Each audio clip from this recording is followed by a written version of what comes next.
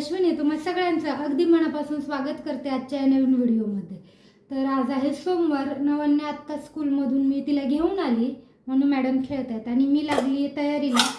ते म्हणजे हे काही भांडी घेतलीत आणि ह्या गोष्टी आहेत ना त्या मला सोलून ठेवायच्या आहेत. तर हे डाळिंब आणि कणीस, मक्याचं जे आपलं स्वीटकॉर्न असतं ते दोन्ही मला सोलून ठेवायचे.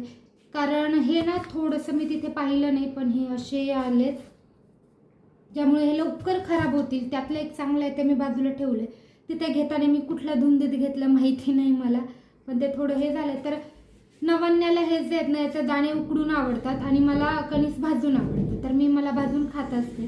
तर गेल्या वेळेस मी आणलं होतं तर तिन्ही मी खाल्ले, तिने एक पण नाही खाल्लं. तर म्हटलं आता याचे दाणे काढून ठेवते म्हणजे नवन्याला मला ते देता येईल उकडून.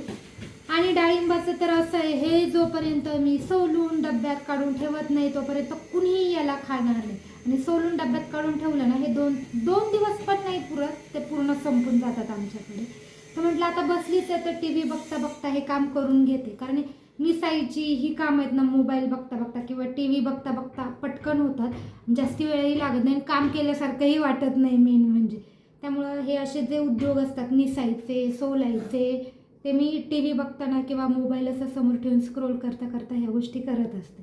तर मनूचं खायचं रेडी झालं तर ते गार होतं आहे तोपर्यंत मी यातलं एक तरी माझं सोलून होईल, मग मी तिला खायला भरवेल आणि मग दुसरं करेल.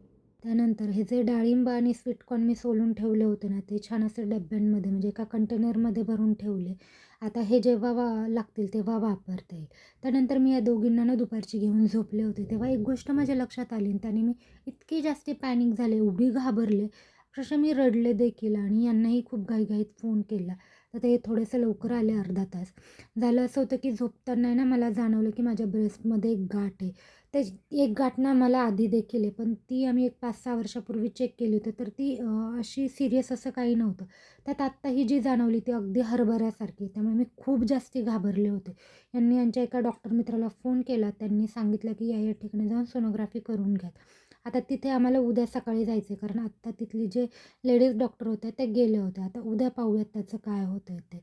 असं वाटलं होतं व्लॉग कंटिन्यू नाही करावा, पण नंतर म्हटलं नको, कंटिन्यू करूयात आणि छान असा एंडही करूयात, जेवढा होईल तेवढा. तर मी ना हे वाटण बनवून ठेवते कांदा खोबऱ्याचं, जे की मला एक 8-10 दिवस जातं. तर त्याच्यासाठी मी खोबरं छान असं तेलात भाजून घेतलं आहे आणि खसखस, तीळ, धणे, जिरे हे नुसते साधे असे भाजून घेतलेत. त्याचबरोबर याच्यात ना डाळ्यासुद्धा मी भाजून टाकलेल्या आहेत. कांदाही छान असा लाल होईपर्यंत परतवून घेतला. हे मिक्सरला छान असं बारीक करून घेतलं. मी आलं, लसूण आणि टमॅटो घालत नाही, कारण आलं लसूणची माझी सेपरेट पेस्ट असते. तर आता हेच वापरून ना मी छान अशी शेवग्याची भाजी देखील बनवली आणि मी एवढी म्हणजे डिस्टर्ब झाले होते की मला भाकरीही थापता येत नव्हते. अक्षरशः मी भाकरी देखील लाटून बनवल्यात. एवढी जास्त मी डिस्टर्ब झाले होते त्या गोष्टींनी. आता उद्या सगळं जे ते कळेलच. पाहूयात उद्या काय होतंय ते.